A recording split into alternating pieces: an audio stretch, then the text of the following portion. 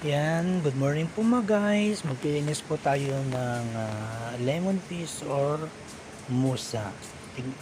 Panoorin nyo po ito mga guys kung paano po maglinis ng lemon fish or musa mga guys. Hindi po. Remove skin po siya mga guys. Yan po. Ganito po ang pag-remove skin ng musa mga guys or lemon fish. Yan po.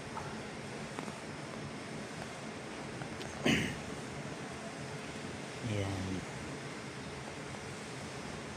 Nire-remove ko po yung skin. Ayan po. Dito po ang paglinis. Yan po mga guys. Ayan.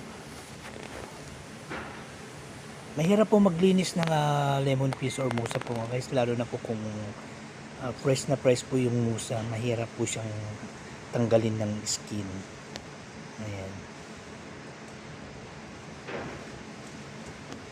Ayan na po.